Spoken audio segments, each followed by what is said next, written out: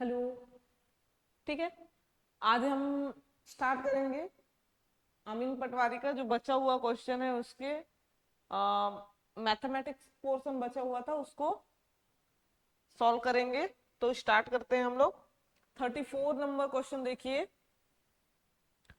Car बनाने वाली एक कंपनी अपनी प्रॉफिट एवं लॉस खाता तैयार कर रही है। इसमें किस शीर्षक के अंतर्गत उत्पादन श्रम लागत शामिल होगा। तो देखिए, जो हमारा कार बनाने वाला कंपनी क्या करेगा, कार बनाएगा और उसको बेचेगा। तो उससे क्या होगा, प्रॉफिट होगा। और उसको अगर वो कम दाम में बेचता है तो लॉस भी हो सकता है बनाने के कॉस्ट से। तो ये किससे संबंधित है, ए। हमारा ए नंबर का आंसर सही होगा, बिक्री की लागत। ठीक है, आगे देखते हैं। जनसंख्या लाभांश है। जनसंख्या लाभांश है 15 से 59 वर्ष के आयु अंतर्गत कार्यशील जनसंख्या, 0 से 6 वर्ष अंतर्गत जनसंख्या, 14 से 50 वर्ष की आयु अंतर्गत कार्यशील जनसंख्या, 60 वर्ष की आयु से अधिक कार्यशील जनसंख्या। तो आप लोग बताइए इस क्वेश्चन का आंसर।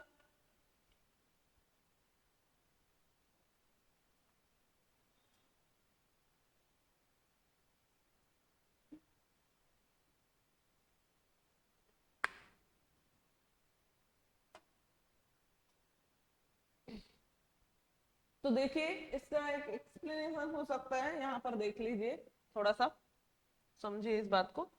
पहले देखिए, ये तो होगा नहीं क्योंकि इसमें बच्चा एकदम जन्म लिया है और 6 वर्ष के अंतर्गत बच्चा तो खेलने कूदने में।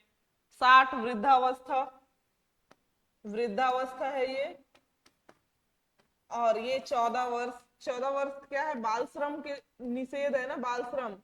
14 वर्ष से 7 से 14 वर्ष के बीच के बच्चों का बाल श्रम निषेध है। तो ये भी नहीं होगा हमारा, ये वाला आंसर सही होगा। 15 से 59 वर्ष के आयु के अंतर्गत कार्यशील जनसंख्या, इस क्वेश्चन का आंसर होगा। 35 नंबर क्वेश्चन का आंसर क्या होगा, ए। 36 नंबर क्वेश्चन देखिए। यदि किसी वस्तु यदि वस्तु की कीमत में 50% की वृद्धि कर दिया जाए तो उसकी खपत को कितना परसेंट कम कर दिया जाए कि उसके उपभोग पर समान व्यय बना रहे। तो हम लोग मान लेते हैं, माना माना वस्तु की कीमत कीमत बराबर पी हो, उपभोग सी हो, उपभोग सी हो। ठीक है, तो अगर हम व्यय देखें तो इन दोनों के गुणनफल का क्या होता है, व्यय होता है। तो पी इंटू सी, पी इंटू सी। समझ में आ रहा है। अब देखिए, अगर वस्तु की नई कीमत देखें, नई कीमत जिसका मान हमें दिया हुआ है, देखिए नई कीमत क्या दिया हुआ है, यदि वस्तु की कीमत में 50% वृद्धि हो जाए तो देखिए पी हमारा वस्तु का कीमत है, उसमें 50% वृद्धि हो गया तो 50/100। क्या 50%, 50% का मान होता है 50/100 इज इक्वल टू 0.50। 5 एकम 5, 5 10, तो 1/2 आया। 1/2 आया तो 1/2 का मान होता है 0.5। तो इसका P, अब देखिए ये हो जाएगा P plus 0.50, P is equal to होगा 1 प्लस 1P प्लस, देखिए इसके सामने 1 है, 0.50। तो ये हो जाएगा हमारा 1.50 P। ये हमारा निकल के आ गया नया कीमत। अब उपभोग देखते हैं। अगर हम नया P को P डेस मान ले, यानी कि इसको P डेस मान ले, ये नहीं होगा, P डेस मान ले, तो उपभोग को C डेस मान लेते हैं। ठीक है, समझ में आ रहा है। उपभोग एक पुराना उपभोग कैसा है, सी है। नया उपभोग क्या है, सी डेस है। ठीक, अब देखिए दोनों को अगर हम देखें तो इन दोनों के गुणनफल का योग व्यय हो जाएगा। व्यय क्या होगा इसका, व्यय बराबर होगा पी डेस इंटू सी डेस। अब इस फॉर्मूला से हम दोनों देखिए दोनों समान होंगे। P इंटू सी बराबर क्या हो जाएगा, P डेज इंटू सी डेज। समझ में आ रहा है। हमें क्या पता है, P इंटू सी बराबर होता है, P डेज का मान हमें कितना मिला है 1.50 इंटू P इंटू सी डेज ये मिला है। ये वाला P और ये वाला P कट गया तो C बराबर 1.50 इंटू सी डेज। तो देखिए सी डेज का हमें मान चाहिए, उपभोग का मान चाहिए ना, नया उपभोग कितना होगा। तो देखिए अब देखिए क्या हो जाएगा, ये इसके इस पार हो जाएगा, मतलब ये वाला जो है इधर आ जाएगा, गुणा में है तो C बटे 1.50 is equal to C days. अब यहां से एक कैलकुलेशन निकल के आया, या हम इसको क्या कह सकते हैं 1.5 कहां से आया, तो 3/2 करने से भी 1.5 आता। तो हम क्या कर सकते हैं, देखिए यहां पर लिख सकते हैं C बटे 3/2 बराबर सी डेज। अब देखिए इसके नीचे एक है, जब ये इधर जाके गुणा में बदलेगा तो सी 2 जो है ऊपर चला जाएगा, तो हम क्या लिखेंगे 2C/3 बराबर सी डेज। हमारे पास निकल के आ गया। अब हम क्या कर सकते हैं, खपत निकालेंगे। खपत को कितना कम करना पड़ेगा, तो वही खपत निकालते हैं। चलिए खपत में कमी,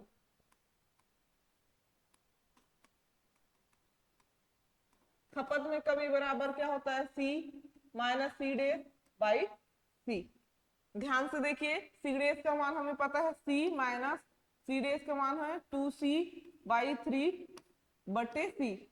अब देखिए ये इधर कुछ नहीं है इसके नीचे में, तो ये हो जाएगा लघुत्तम लेंगे तो 3C माइनस 2C/C ये हो गया। अब देखिए ये हो गया 1 और इसके नीचे में 3 बचा हुआ है ना, तो अब देखिए 1C/3/C तो ये C और ये C तो कट गया, तो बचा क्या 1/3। तो इस क्वेश्चन का आंसर क्या होगा, B 1/3। समझ में आया। सबसे पहले हमने क्या निकाला, प्रॉफिट निकाला, सॉरी प्रॉफिट नहीं, वस्तु का मूल्य, उपभोग, फिर नई वस्तु का मूल्य निकाला, वस्तु का नई मूल्य और नया उपभोग निकाले। फिर हमें क्या पता है, खपत क्या होता है, वस्तु का पुराना मूल्य माइनस क्या होता है, नई मूल्य बटे पुराना उपभोग। तो हमारा इस क्वेश्चन का आंसर निकल के आ गया क्या, 1/3। तो 36 नंबर क्वेश्चन का आंसर क्या हो गया, 1/3। आगे देखते हैं।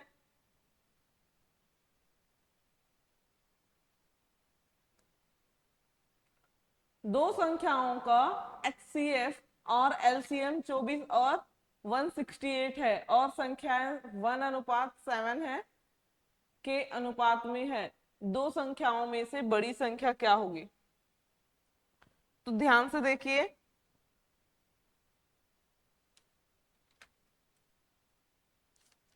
थर्टी 37 नंबर क्वेश्चन देखिए। अगर हम माना संख्याएं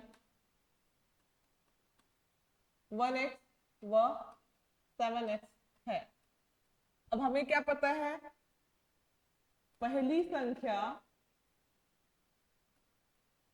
संख्या इंटू दूसरी संख्या बराबर होता है, ये फॉर्मूला है LCM इंटू HCF, ये फॉर्मूला है। इसी फॉर्मूला से मोस्टली जो ये वाला जो संख्याएं ज्ञात कीजिए ऐसा वाला क्वेश्चन बनता है। इसकी जगह और 1 या 2 दिया रहता तो भी समझ में आ जाता। तो अब हम फॉर्मूला लगाते हैं 7x, पहली संख्या हमारे पास क्या दिया हुआ है,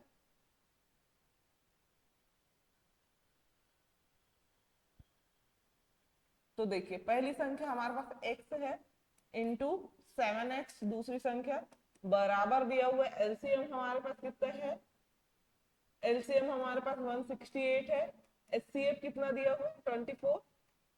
कर दीजिए 7 का स्क्वायर हो गया ये बराबर 168 इंटू 24 अब देखिए x बराबर क्या होगा, ये नीचे चला जाएगा 168 इंटू 24/7 कर दीजिए। 7 एकम 7, 7 दूनी 14 का 2 और 7 28, तो 24 इंटू 24 आ गया और एक्स स्क्वायर, तो x का मान कितना आ गया 24। समझ में आ रहा है, x का मान 24। हमने 1x का मतलब ax का मान आ गया, इधर देखिए 1x का मान आ गया 24, तो 7x बराबर क्या होगा 7 गुणित 24, तो हमारे पास कितना आ गया 168। तो इस क्वेश्चन का आंसर क्या होगा, जो बड़ी संख्या पूछा है ना, छोटी संख्या 24 है तो बड़ी संख्या क्या होगी 168 होगी, क्या होगा 168। इस क्वेश्चन का आंसर क्या हो जाएगा, क्या होगा जी ए 168। Sorry 38 number question answer, question देखिए, एक व्यक्ति के पास 16,000 रुपए थे, जिसका एक हिस्सा उसने क्या किया 4% की दर से और बिक्री को बाकी को 5% वार्षिक साधारण ब्याज पर उधार दिया। यदि एक वर्ष में प्राप्त कुल ब्याज बोले ना 700 रुपए था, तो 4% प्रति वर्ष की दर से उधार दिया गया धन कितना रहा होगा। देखिए स्टार्ट से ही हम लोग देखते हैं इसमें क्या है, माना हमको क्या ज्ञात करने हैं, माना माना यहां से स्टार्ट करते हैं 4% प्रति वर्ष की दर से दी गई उधार x हो। अब स्टार्ट करते हैं जहां से जो दिया गया है 5% वार्षिक ब्याज पर उधार दिया गया, तो 5% वार्षिक ब्याज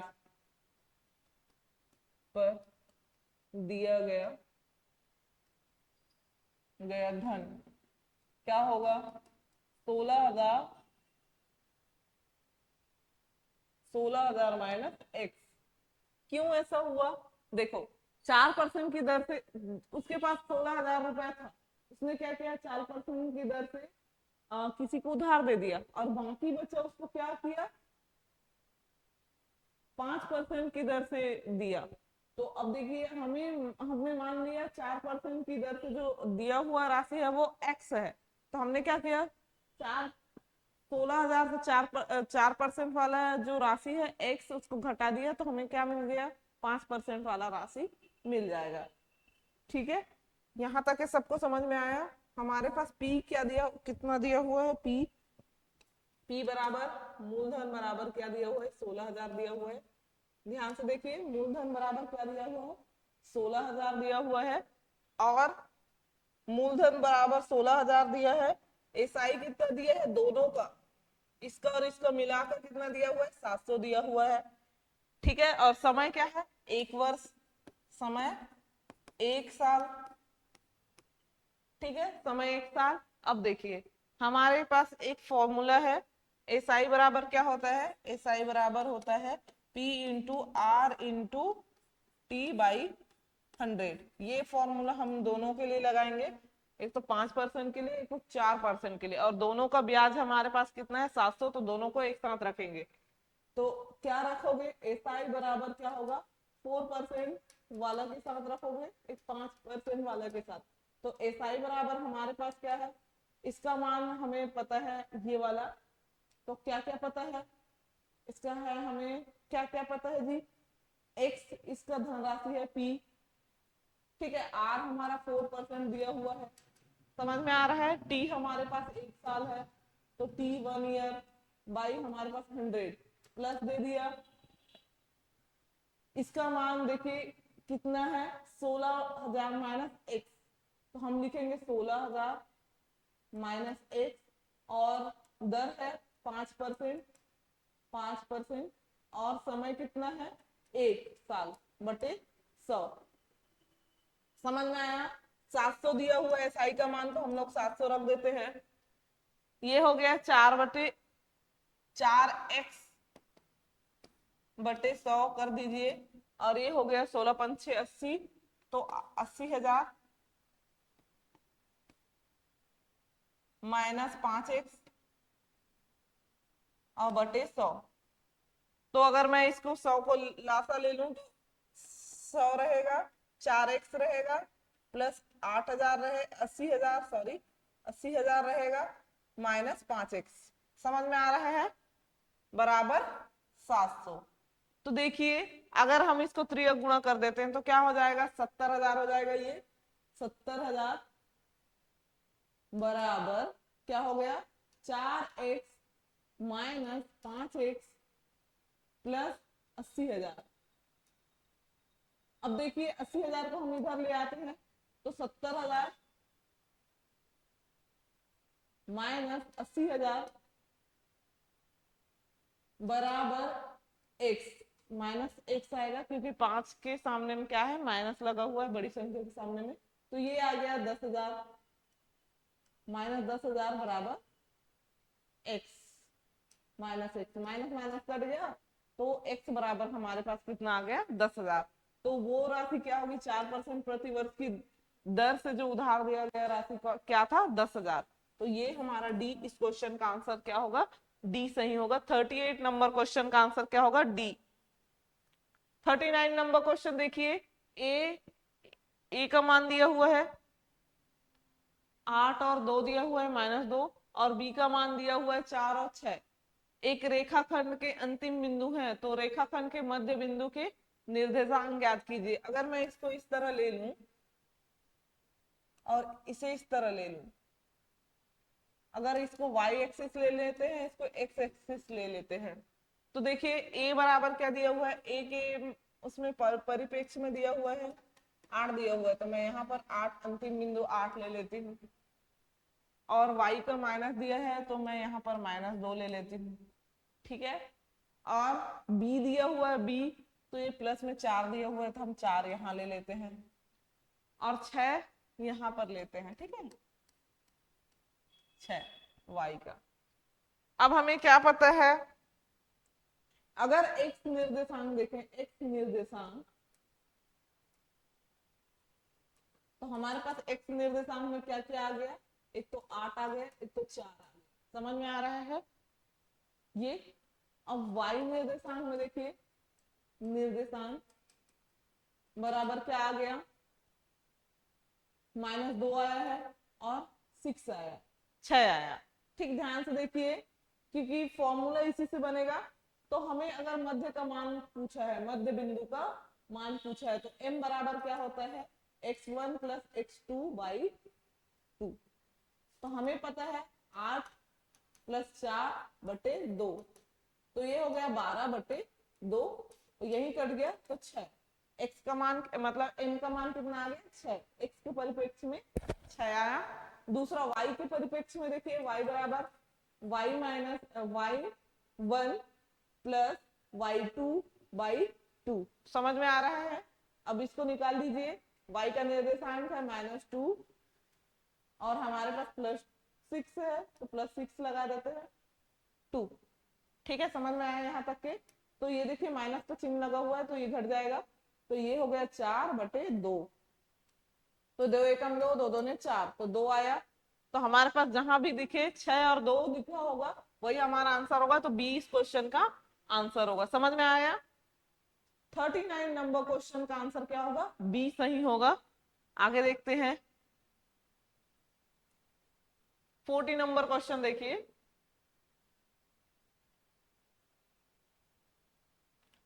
140 मीटर और 100 मीटर लंबी दो ट्रेन क्रमशः 90 किलोमीटर प्रति आवर और 18 किलोमीटर प्रति आवर की गति से एक ही दिशा में समानांतर ट्रैक पर चल रही हैं। एक ही दिशा में चल रहे हैं, मतलब ये एक ट्रेन है। ठीक है, ये एक ट्रेन है, फर्स्ट नंबर वाला, ये चल रहा है एक दिशा में, इस दिशा में, और ये भी एक ही दिशा में चल रहा है। ठीक है, ये वाला ट्रेन जो है एक ही दिशा में है। जो पहली ट्रेन है वो कैसी है, इससे ज्यादा लंबी है, तो ये कितने की है, 140, और ये है 100 मीटर ट्रेन। समझ में आ रहा है? ये कितने की चल रही है, जो ऊपर वाली है वो 90 किलोमीटर प्रति आवर, और ये चल रही है आपका 18 किलोमीटर प्रति आवर। हमें आंसर क्या में दिया हुआ है, सेकंड में दिया हुआ है। तो सबसे पहले तो ट्रेन की लंबाई याद कर लेते हैं। दोनों ट्रेन की लंबाई कितनी होगी, दोनों को मिला दीजिए, दोनों ट्रेन की लंबाई होगी, दोनों ट्रेन की लंबाई की लेंथ बराबर क्या हो जाएगा, 140 प्लस 100 बराबर क्या हो जाएगी, 240। तो हमारा डिस्टेंस निकल के आ गया, डी बराबर दूरी निकल के आ गया। ठीक है, डिस्टेंस निकल के आ गया। अब देखिए आगे देखते हैं, यहाँ पर क्या बोला है, 18 किलोमीटर प्रति आवर और 90 किलोमीटर प्रति आवर दिया हुआ है। तो हम इसको उसमें बदले, मीटर सेकंड में बदलते हैं। तो बदलते हैं, देखिए 90 किलोमीटर प्रति आवर बराबर क्या होगा, 90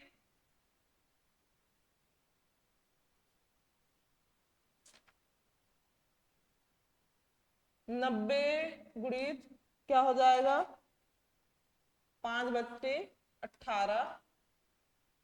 ठीक है, 8 एकम में 18 18 काट दीजिए,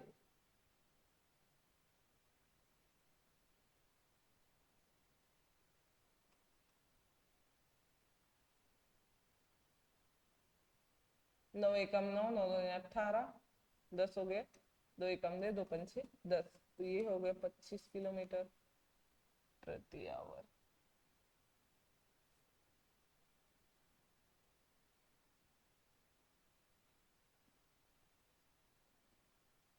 तो ये ऐसा नहीं करते, एक बार देखिए, 90 किलोमीटर प्रति आवर घंटा और 18 किलोमीटर प्रति आवर घंटा दिया हुआ है गति।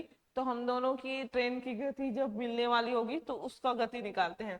तो S1 दिया हुआ है हमारे पास 90 किलोमीटर प्रति आवर, और S2 दिया हुआ है हमारे पास 18 किलोमीटर प्रति आवर।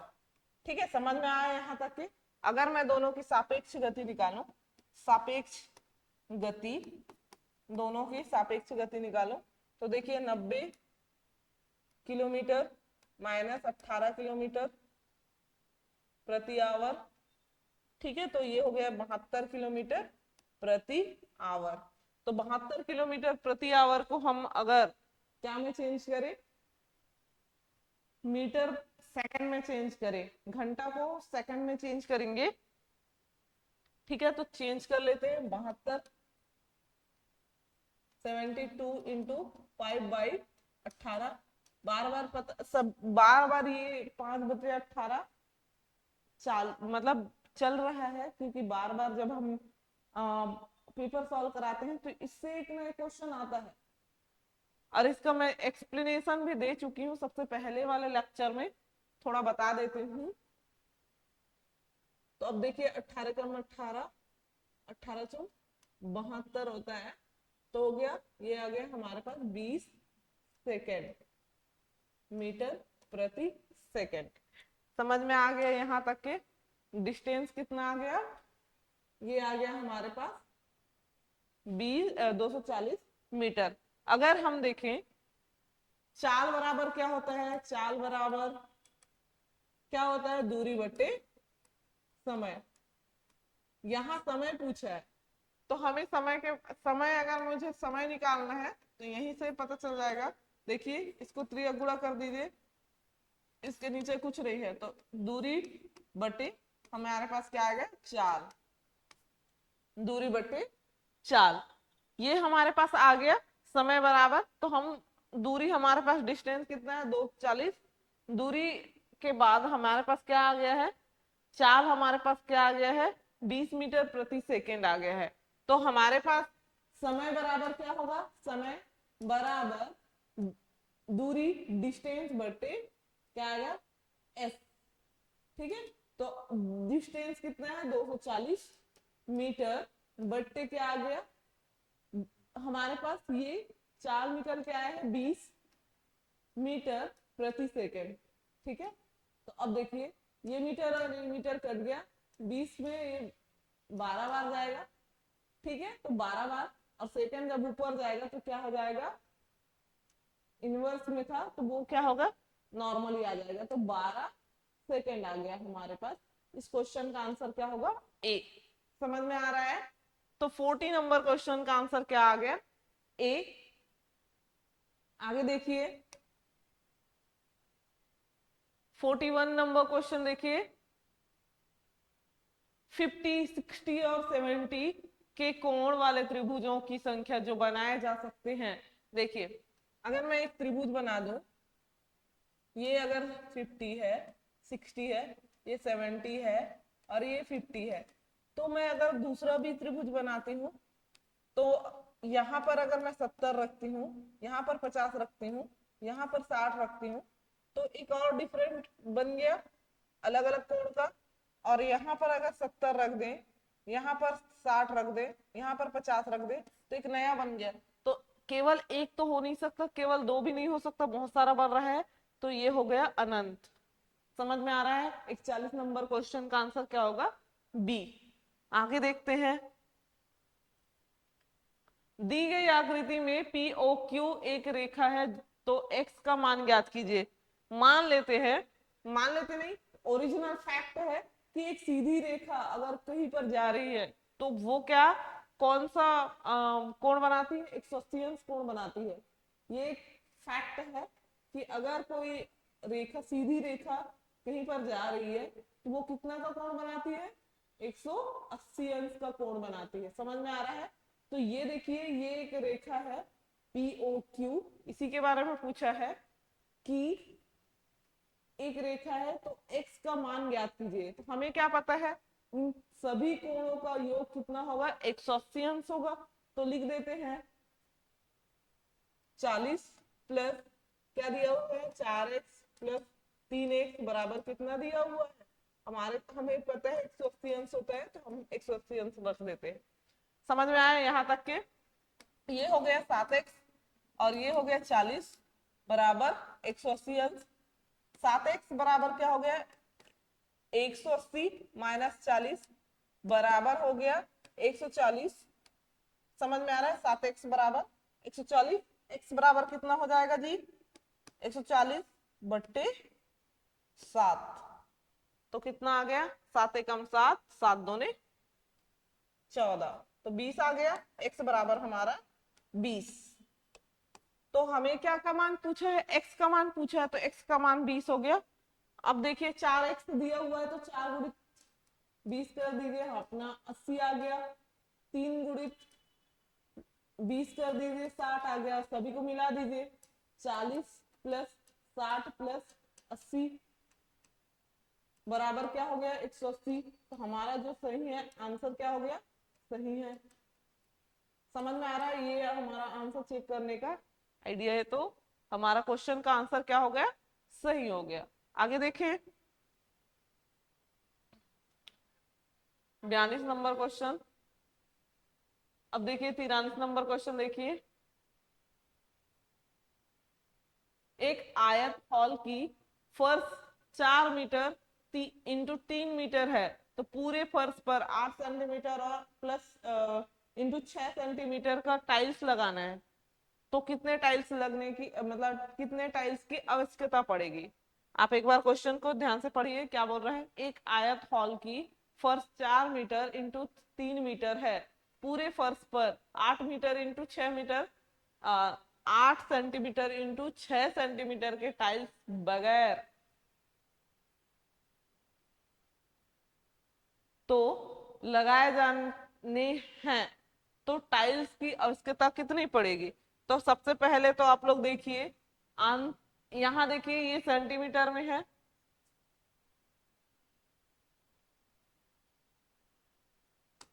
ये क्या है, सेंटीमीटर में है और ये मीटर में है। तो हम क्या बदल सकते हैं, मीटर को सेंटीमीटर में। 1 मीटर बराबर क्या होता है, 1 मीटर बराबर 100 सेंटीमीटर होता है जी। समझ में आ रहा है? 1 मीटर बराबर कितना होता है, 100 सेंटीमीटर। तो 4 मीटर बराबर क्या होगा, 4 मीटर दिया हुआ है तो 4 गुणित 100 कितना आ गया, 400 सेंटीमीटर।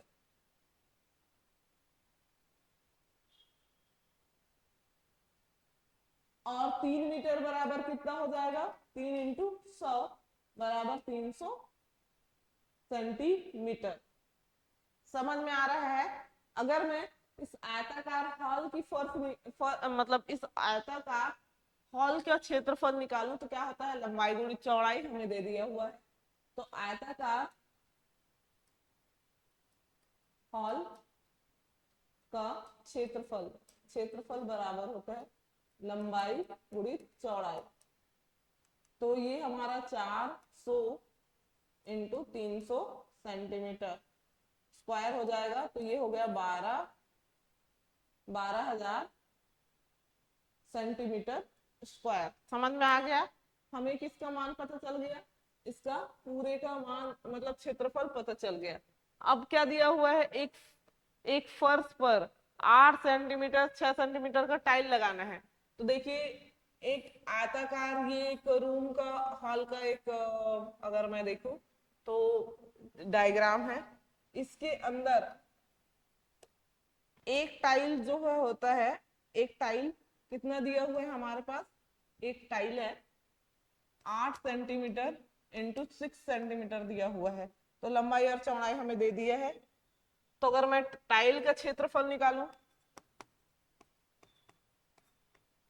का क्षेत्रफल बराबर 8 इंटू 6 सेंटीमीटर, 6 अट्ठे 48 सेंटीमीटर का स्क्वायर। समझ में आया यहां तक के, सबको समझ में आया। अब क्या होगा, अब देखिए अगर मैं यहां पर टाइल्स की संख्या निकालूं तो क्या कर सकते हैं हम लोग, टाइल्स की संख्या कहां पर लगने वाला है, हॉल पर टाइल्स की संख्या बराबर, उधर देखिए 12,000 हमारा क्या का आया था हॉल का क्षेत्रफल, और टाइल्स का क्षेत्रफल कितना आया 48 सेंटीमीटर स्क्वायर। अब देखिए इसको अगर क्या करेंगे, भाग देंगे, 12 से ही दे दीजिए, 12 एकम 12, 1,000 हो गया, 12 गुना 14 36 बर्चों 48, 4 आ गया। तो 4 में अगर मैं 100 को भाग देती हूँ तो ये हो गया 25।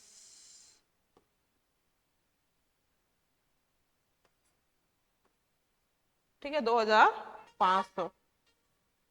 तो इस क्वेश्चन का आंसर कितना आया, 2,500 टाइल्स की जरूरत पड़ेगी 12,000 स्क्वायर फीट हॉल में। कितनी टाइल्स की जरूरत पड़ेगी, 2,500 टाइल्स की जरूरत पड़ेगी। ठीक, यहां तक के समझ में आया सभी को। 43 नंबर क्वेश्चन का आंसर क्या होगा, बी। आगे देखें 44 नंबर क्वेश्चन देखिए, बेलन के आधार का क्षेत्रफल कितना है, 21 सेंटीमीटर स्क्वायर एवं ऊंचाई 11 सेंटीमीटर स्क्वायर। तो बेलन का आयतन ज्ञात कीजिए बोल रहा है। तो बेलन का आयतन क्या होता है जी,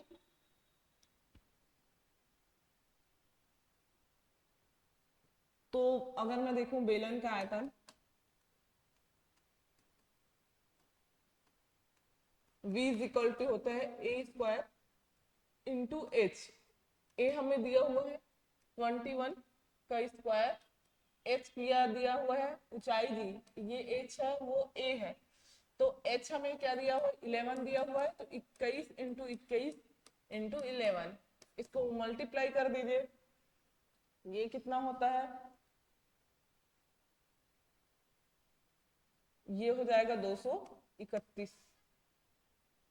ठीक, इस क्वेश्चन का आंसर क्या हो जाएगा, 231।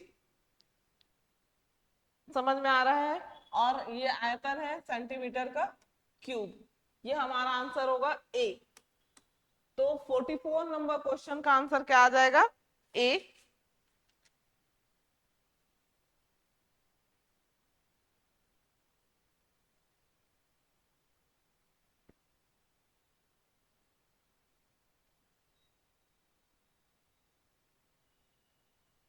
45 नंबर क्वेश्चन देखिए। ए बी और सी एक ही समय में एक ही दिशा में एक गोलाकार स्टेडियम के चारों ओर दौड़ना शुरू करते हैं। एक ए जो है एक चक्कर में कितना 252 सेकंड में कंप्लीट करता है, बी जो है 308 सेकंड में, और सी जो है 198 सेकंड में पूरा करता है। सभी एक समय पर शुरू होते हैं, कितने समय बाद में फिर से शुरुआती बिंदु पर मिलेंगे? तो ध्यान से देखिए, सबसे ज्यादा स्पीड किसका है 198 वाले का, उसके बाद 252 वाले का, फिर 308 वाले का स्पीड थोड़ा कम है, सबसे कम है। ठीक है, स्टार्ट करते हैं। सबसे पहले एलसीएम से निकालेंगे हम लोग इसको, इस क्वेश्चन का आंसर हम लोग एलसीएम से निकालेंगे। तो देखिए 252 दिया हुआ है ए का, अगर मैं इसका एलसीएम ले लूं तो क्या होगा 2 इंटू 3 इंटू 7। समझ में आ रहा है? ये है, इसको अगर भाग देते हो तो इस तरह से आएगा, ऐसा वाला करते हैं ना जी, करके देखना आप लोग। और ये है आपका 308 और ये 198, ऐसे देते हैं ना भाग, तो ये करके देखना आप लोग। और b बराबर दिया हुआ है 308 बराबर, देखिए ये जाएगा 2 बार 2 से, इंटू 7 इंटू 11। समझ में आया यहां तक के? अब देखिए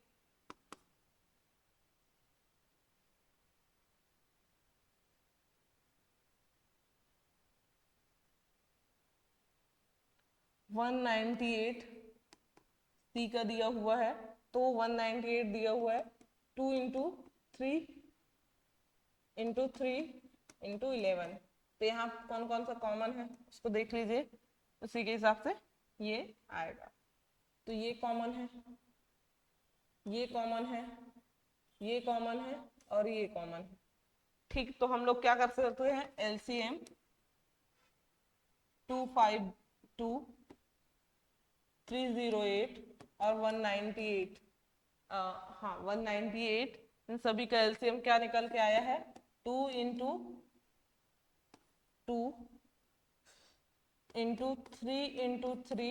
इंटू 7 इंटू 11। तो पूरे का एलसीएम जब हम निकालेंगे तो ये आ गया 2772 एलसीएम आएगा, यानी कि इन सभी को मल्टीप्लाई करोगे तो 2772 आ गया। ये है हमारा क्या में है, सेकंड में है, सेकंड में आया है, सभी सेकंड में थे तो सेकंड में आया। देखिए हमारा आंसर क्या में दिया हुआ है, मिनट में दिया हुआ है, तो अगर मुझे इसको मिनट में बदलना है तो क्या से भाग दे दूंगी, 60 से, 60 से भाग दे दीजिए, जो आंसर आएगा वही हमारा उस क्वेश्चन का आंसर होगा। 46 प्लस 12 सेकेंड, ये शेष बच रहा है 12, 46 से जाएगा और शेष क्या बचेगा 12, तो वो हमारा 12 सेकेंड, ये इस क्वेश्चन का आंसर होगा डी। 45 नंबर क्वेश्चन का आंसर क्या आ गया, डी। समझ में आया सभी को? आगे देखते हैं।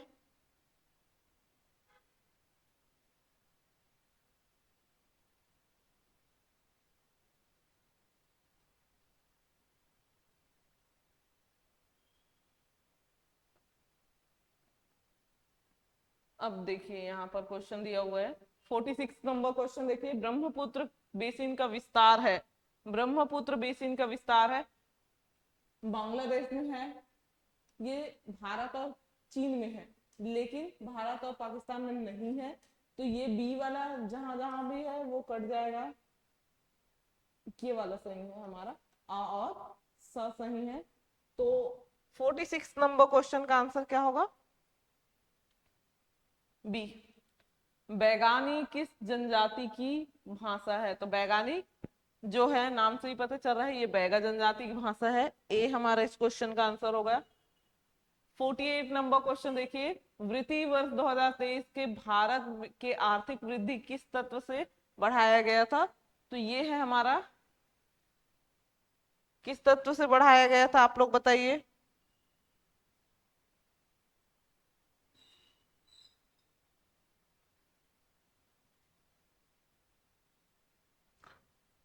तो निजी उपभोग से बढ़ाया गया था। 48 नंबर क्वेश्चन का आंसर क्या होगा? ए। 49 नंबर क्वेश्चन देखिए, राज्य में वरिष्ठ श्रेणी खिलाड़ी जिन्होंने खेल के क्षेत्र में अंतरराष्ट्रीय राष्ट्रीय स्तर पर उत्कृष्ट प्रदर्शन किया है उन्हें कौन सा पुरस्कार दिया जाता है? तो उन्हें क्या पुरस्कार दिया जाता है? शहीद राजीव पांडे सम्मान दिया जाता है। सी। इस क्वेश्चन का आंसर क्या है? सी। 50 नंबर क्वेश्चन देखिए, पश्चिम से पूरब तक फैली बृहत हिमालय हिमाद्री श्रेणी नेपाल में अधिकतम ऊंचाई तक पहुंचती है, जहां विश्व की 14 सबसे ऊंची चोटियों में से कितनी चोटियां उपस्थित है? तो वहां कितनी चोटी उपस्थित है? 8 चोटियां उपस्थित है। तो 50 नंबर क्वेश्चन का आंसर क्या होगा? 8। आगे देखिए, भारत शासन अधिनियम 1935 द्वारा प्रेस पर से प्रतिबंध हटाया गया, प्रादेशिक स्वायत्तता लागू की गई, विदेशी व्यापार का उदारीकरण किया गया, महिलाओं को मताधिकार दिया गया। तो इस क्वेश्चन का आंसर है प्रादेशिक स्वायत्तता लागू की गई थी 1935 में। आगे देखते हैं, 52 नंबर क्वेश्चन देखिए, छत्तीसगढ़ सरकार द्वारा खेलों के क्षेत्र में वीर हनुमान सिंह पुरस्कार प्रदान किया जाता है। निर्णायक को, प्रशिक्षक को, सीनियर वर्ग के उत्कृष्ट खिलाड़ी को, जूनियर जूनियर वर्ग के उत्कृष्ट खिलाड़ियों को। तो इसका जो है हनुमान सिंह पुरस्कार प्रशिक्षक जो उसके कोच होते हैं उनको दिया जाता है। 52 नंबर क्वेश्चन का आंसर क्या होगा? बी। हम लोग जा रहे हैं का छत्तीसगढ़ी रूप क्या होगा? हमन जात हन, मैं जात हूं, उमन जात हैं, सब जन जात हैं। इसका छत्तीसगढ़ी रूप होगा हमन जात हन। ठीक है। 54 नंबर क्वेश्चन देखिए, निम्नलिखित में से कौन सी फसल ज्यादातर निर्वाह खेती के तहत उगाई जाती है? तो ये निर्वाह खेती के तहत उगाई जाने वाली फसल है बाजरा और चावल। तो इस क्वेश्चन का आंसर क्या होगा? बाजरा और चावल। निम्नांकित में से कौन सा रोग युग्म विटामिन की कमी से संबंधित है? तो मैंने यहाँ बताया था, मतलब बता दूं, वर्णांधता जो होता है ये जेनेटिक बीमारी है, जेनेटिक है। मलेरिया जो होता है, मलेरिया मादा एनाफ्लीज मच्छर के काटने से होता है। एड्स जो है जेनेटिक है। ठीक है। रिकेट्स जो है विटामिन डी की कमी से होती है। कौन सी? विटामिन डी की कमी से। बेरी बेरी जो होता है विटामिन बी की कमी से। समझ में आ रहा है? थायमिन की कमी से होता है ये। हीमोफीलिया ये विटामिन के की कमी से होता है, इसमें ब्लड बहते रहता है, थक्का नहीं जमता। ठीक है। तो डी हमारा इस क्वेश्चन का आंसर है। विटामिन की कमी पूछा है ना, तो डी इस क्वेश्चन का आंसर होगा। तो 55 नंबर क्वेश्चन का आंसर क्या होगा? डी। 56 नंबर क्वेश्चन देखिए, प्रभावी अकर्म व्ययता की नीति का जनक कौन था? तो इसका जनक लॉरेंस था। 56 नंबर क्वेश्चन का आंसर क्या होगा? बी। आगे देखिए, छत्तीसगढ़ की उदीयमान खिलाड़ी ज्ञानेश्वरी यादव ने 23 मई से 3 जून 2023 तक उत्तर प्रदेश के लखनऊ में आयोजित खेलो इंडिया अंतर विश्वविद्यालय खेलकूद प्रतियोगिता 2023 में स्वर्ण पदक जीता। वे किस खेल से संबंधित थे? तो वो किस खेल से संबंधित थे? भारोत्तोलन। 57 नंबर क्वेश्चन का आंसर क्या होगा? बी। छत्तीसगढ़ी साहित्य का इतिहास कितने भागों में बांटा गया है? छत्तीसगढ़ी साहित्य का इतिहास 3 भागों में बांटा गया है। 58 नंबर क्वेश्चन का आंसर क्या होगा? सी। ओलंपिक में भारतीय महिला हॉकी दल के सदस्य के रूप में भाग लेने वाली छत्तीसगढ़ की पहली खिलाड़ी कौन थी? तो वो थे रेणुका यादव। कौन थे जी? रेणुका यादव। ए इस क्वेश्चन का आंसर होगा। 59 नंबर क्वेश्चन का आंसर क्या होगा? ए। मनुष्य के किस स्थिति का सूचक शिशु मृत्यु दर है? तो जब भी हम शिशु मृत्यु दर की बात करें तो वो क्या होगा? स्वास्थ्य पर होगा। ठीक है, अगर बच्चे को अच्छे से दूध नहीं पिलाया जा रहा है, या बच्चे की डिलीवरी के करते समय कुछ ऐसा हो गया कि नब्स वगैरह दब गया, या अच्छे से डिलीवर नहीं हो पाया, तो उससे भी शिशु मर जाते। यानी कि जो प्रति हजार में, मतलब हजार में शिशु जितने मरते हैं उसको बोलते हैं शिशु मृत्यु दर। तो अब देखिए ये कहाँ पर होगा? स्वास्थ्य इस क्षेत्र में होगा। ठीक है, शिशु मृत्यु दर कहाँ? स्वास्थ्य में जाएगा। 60 नंबर क्वेश्चन, 61 नंबर क्वेश्चन देखिए। छत्तीसगढ़ के प्रथम नाट्यकार कौन इनमें से कौन है? तो मुकुटधर पांडे, बंसी पांडे, शिव शंकर शुक्ल, लोचन प्रसाद पांडे। तो इस क्वेश्चन का आंसर होगा शिव शंकर शुक्ल। 61 नंबर क्वेश्चन का आंसर क्या होगा? सी। छत्तीसगढ़ उपन्यास मोंगरा किसकी रचना है? खूबचंद्र बघेल, सुंदरलाल शर्मा। सी क्या होगा? शिव शंकर शुक्ल। तो मोंगरा शिव शंकर शुक्ल ने लिखा है। तो 62 नंबर क्वेश्चन का आंसर क्या होगा? सी। निम्नलिखित पर विचार कीजिए।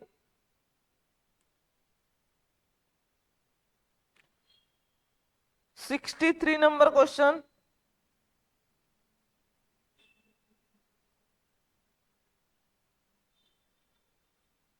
तो पढ़िए। महाधिवक्ता को राज्य विधानसभा की समिति में सदस्य के रूप में सम्मिलित किया जा सकता है।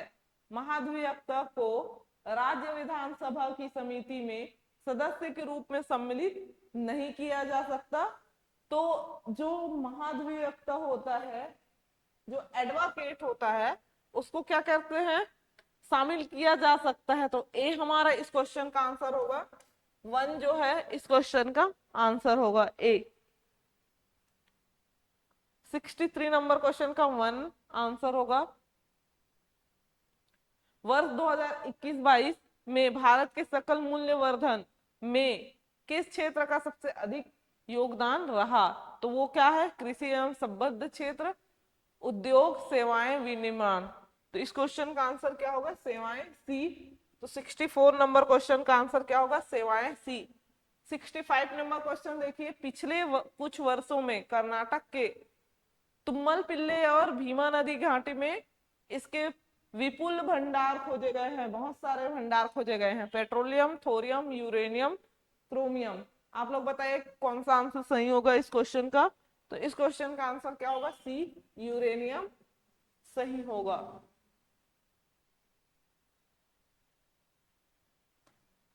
हिंदी शब्द अनुमान का छत्तीसगढ़ी शब्द होगा अलकरहा, अटकरना, उटकहा, बेलबेलहा। तो इसमें जो है अटकना लगाना, ये हम लोग छत्तीसगढ़ी में बोलते हैं कि अटकना लगाना यानी कि अनुमान लगाना होता है। तो 20 क्वेश्चन का आंसर होगा। 66 नंबर क्वेश्चन का आंसर क्या होगा? बी। आगे देखिए 67 नंबर क्वेश्चन देखिए। 1932 के पूना समझौते के साथ किसका सीधा संबंध है? तो ये है हमारा भारतीय दलित वर्ग का संबंध है। डी इस क्वेश्चन का आंसर सही होगा। 67 नंबर क्वेश्चन का आंसर क्या होगा? डी। आगे देखते हैं 68 नंबर। हिंदी शब्द सक्रिय का छत्तीसगढ़ी में अनुवाद होगा। एक्टिव का छत्तीसगढ़ी में अनुवाद जुझारू। बी इस क्वेश्चन का आंसर होगा। बी, सॉरी, डी, जुझारू। 68 नंबर क्वेश्चन का आंसर क्या होगा? डी, जुझारू। वर्तमान में भारतीय अर्थव्यवस्था कैसी है? उच्च दर से बढ़ती अर्थव्यवस्था है, तीव्र गति से बढ़ती अर्थव्यवस्था है, सामान्य गति से बढ़ती अर्थव्यवस्था है, इनमें से कोई नहीं।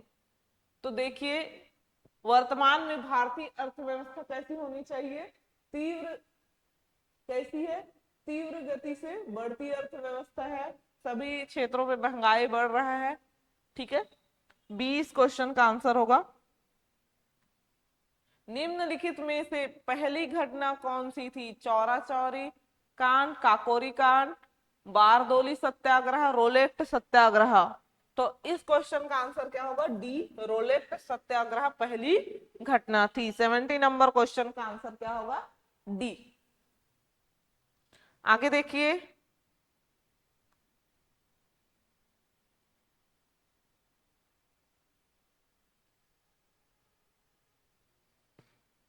शारीरिक शिक्षा से आया है। देखिए, क्रिकेट में गेंद के वजन की सीमा होती है 155.9 ग्राम से 163 ग्राम। ठीक है, 155.9 से 62 ग्राम, 162 ग्राम, 155.8 ग्राम से 161 ग्राम।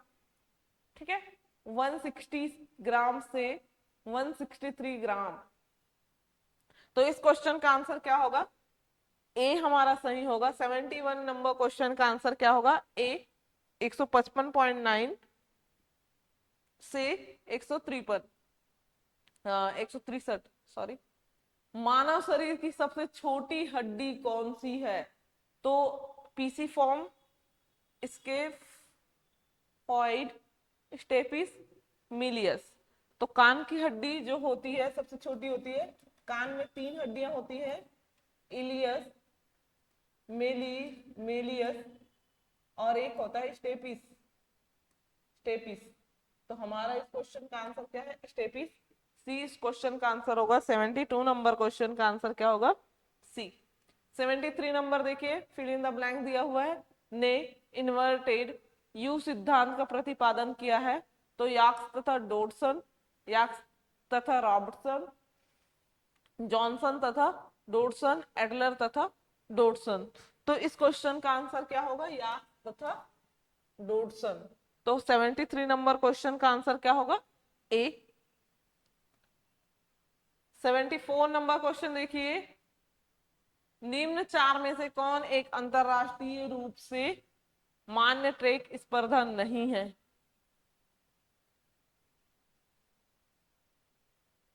पुरुषों की 100 मीटर हर्डल्स, पुरुष एवं महिलाओं की 200 मीटर दौड़, पुरुष एवं महिलाओं की 400 इंटू 4 मतलब 4 इंटू 400 मीटर रिले, पुरुष एवं महिलाओं की 200 मीटर हर्ड्स।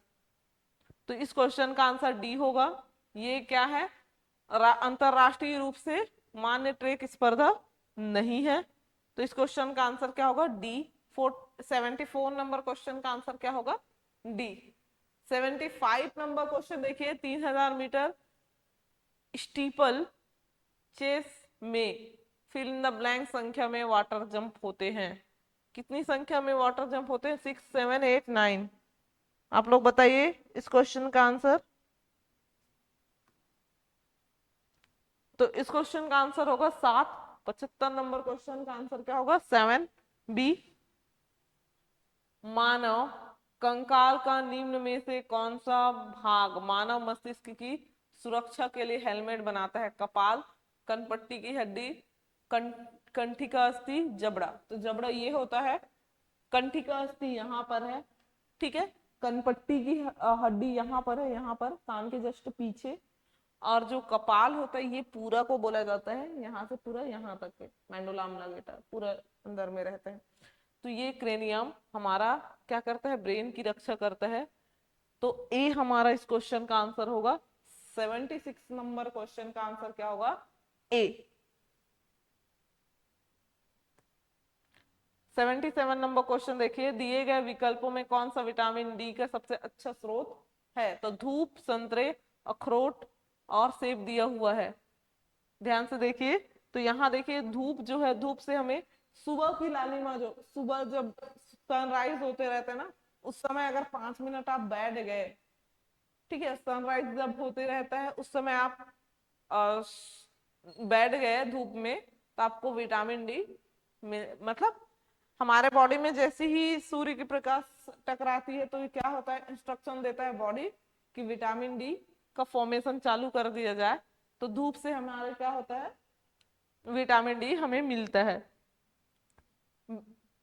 अगर डी सेब की बात करें तो सेब में सबसे ज्यादा आयरन पाया जाएगा। आप लोग जब सेब को काट देते हो दो भागों में तो देखना 5 मिनट में ही वो क्या कर देता है, थोड़ा भूरा भूरा कलर का दिखता है। तो वो भूरा जो कलर है, आयरन जो होता है वो ऑक्सीजन के साथ संपर्क में आते ही क्या बना रहता है, फेरस ऑक्साइड या फेरिक ऑक्साइड बनाता है, जिसका जो भूरा कलर दिखता है। खेल मनोविज्ञान है खिलाड़ियों के व्यवहार का आकलन।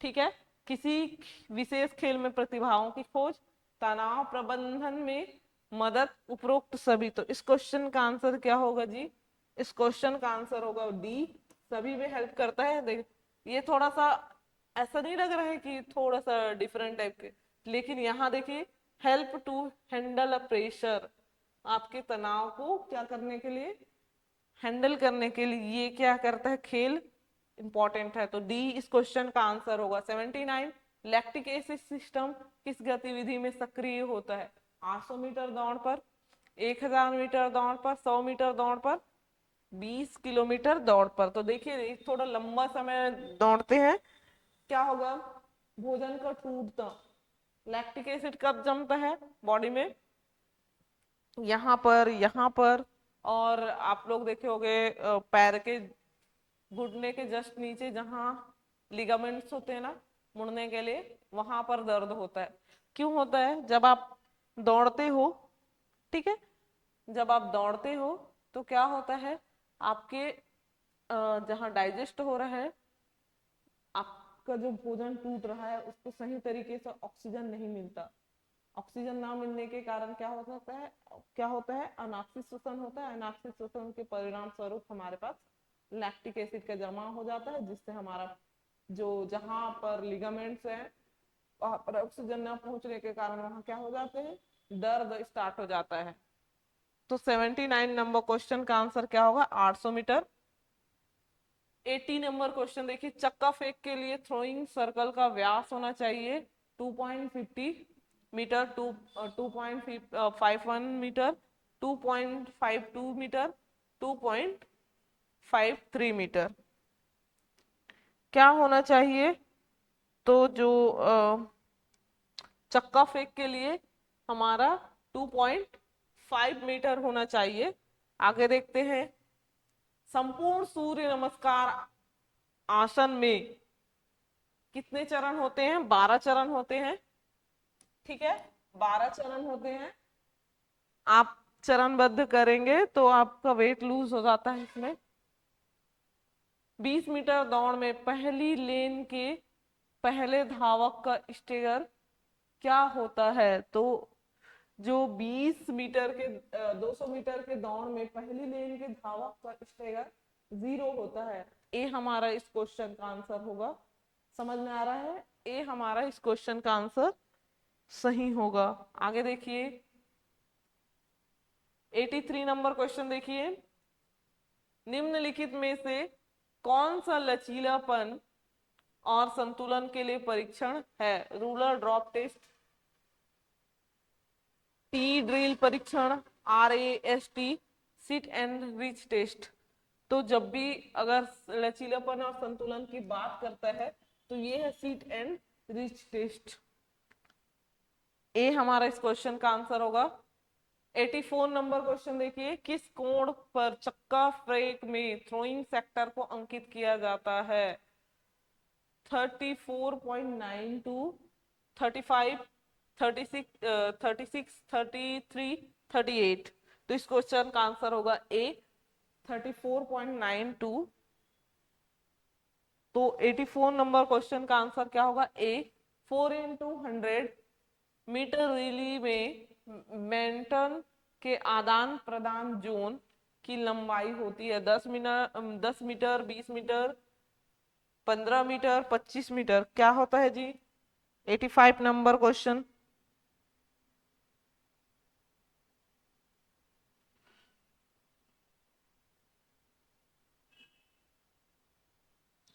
ये होता है सी हमारा। इस क्वेश्चन का आंसर होगा 20 मीटर।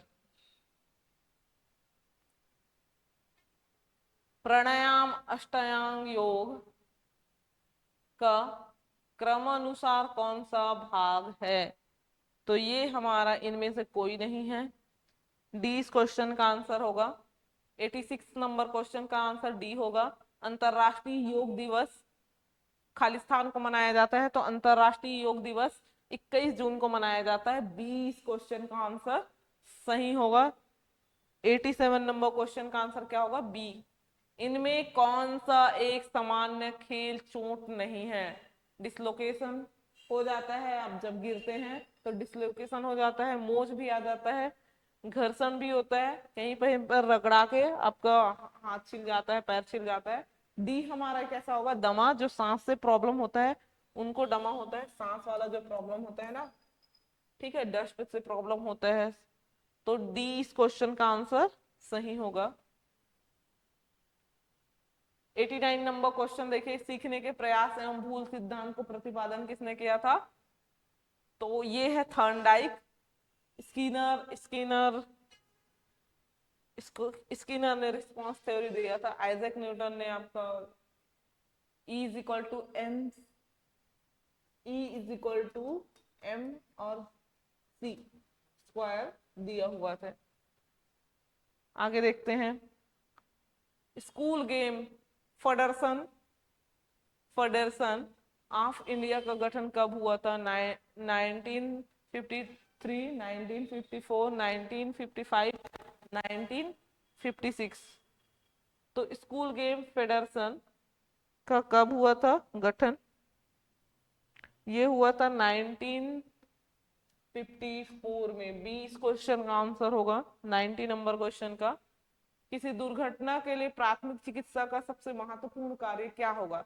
घायल को डॉक्टर के पास ले जाना, घायल का उपचार करना, उपलब्ध संसाधनों का उपयोग करके जीवन बचाना, घायल को अस्पताल ले जाने के लिए परिवहन की व्यवस्था करना।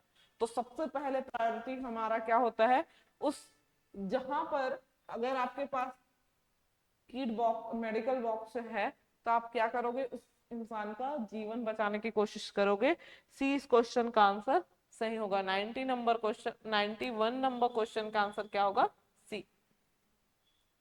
92 नंबर क्वेश्चन देखिए, हृदय श्वसन क्षमता को मापने के लिए प्रयोग किया जाने वाला परीक्षण है। ट्रेडमिल परीक्षण, dynamo meter, peak flow meter परीक्षण, साइबर साइबर कंप्यूटर से रिलेटेड है। 92 नंबर क्वेश्चन का आंसर क्या होता है? ए ट्रेडमिल परीक्षण।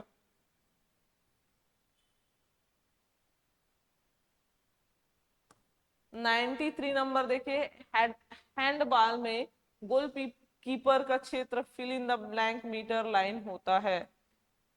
9, 7, 4, 6। तो ये होता है 6 मीटर लाइन रहता है। 93 नंबर क्वेश्चन का आंसर क्या होगा? डी।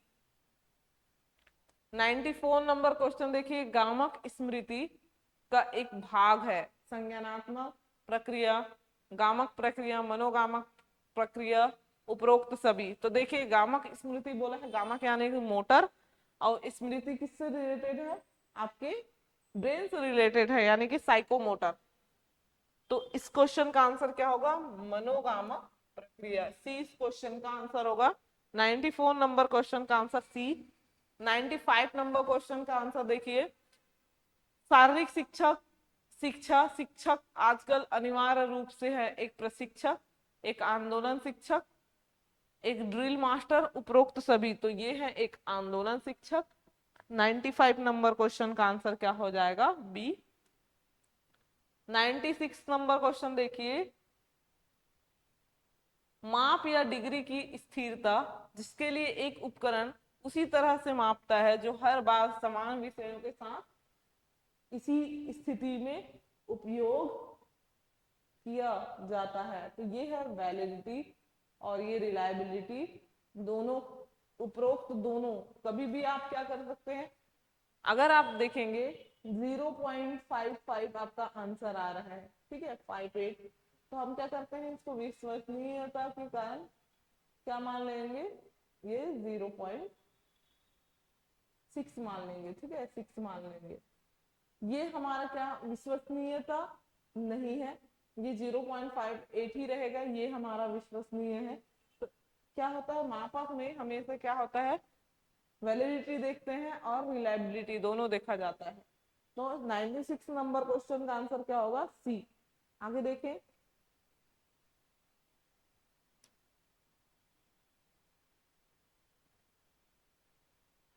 प्रतिक्रिया समय को मापने के लिए निम्नलिखित में से किस परीक्षण का उपयोग किया जाता है, रूलर ड्रॉप टेस्ट, SCAT या JCR test, 5 kilometre predictor test. तो ये हमारा इस क्वेश्चन का आंसर होगा 5 किलोमीटर प्रेडिक्टर टेस्ट, डी इस क्वेश्चन का आंसर है।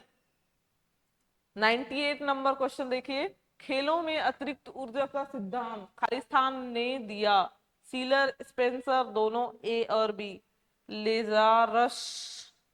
क्या आएगा क्वेश्चन का आंसर, तो इन्होंने दोनों ने दिया है, सीलर और स्पेंसर ने अतिरिक्त ऊर्जा का सिद्धांत दिया हुआ है। 98 नंबर क्वेश्चन का आंसर क्या होगा, सी। 99 नंबर क्वेश्चन देखिए, वॉलीबॉल कोर्ट चारों ओर से fill in the blank metre free zone से घिरा होता है, 1 2 3 4। तो ये होता है हमारा 3 की फ्री जोन से घिरा घिरा रहता है। मानव शरीर रचना क्या है, मानव शरीर रचना शरीर के अंगों के कार्यों का अध्ययन करना है। मानव शरीर रचना, मानव शरीर की संरचना का अध्ययन है। मानव शरीर रचना बैक्टीरिया और वायरस, ये तो बैक्टीरिया वायरस बता दिया यहाँ। मानव शरीर रचना मानव शरीर में रोगों की, ये गलत है। इन दोनों में से क्या सही होगा, अंगों की नहीं, मानव शरीर की रचना। आपको पता है ना, कोशिका पहले सेल होता है, फिर टिश्यू, सेल मिलकर क्या बनाते हैं, टिश्यू बनाते हैं, टिश्यू मिलकर क्या बनाते हैं, ऑर्गन बनाते हैं, फिर ऑर्गन सारे मिलकर क्या बनाते हैं, ऑर्गन सिस्टम बनाते हैं, फिर लास्ट में क्या बनता है, बॉडी बनता है। ये हमारे इस क्वेश्चन का मतलब इस पेपर का लास्ट क्वेश्चन था। आप लोगों को समझ में आया? अगर आपको वीडियो समझ में आता है तो लाइक कर दीजिए और सब्सक्राइब भी कर दीजिएगा, ठीक है। धन्यवाद।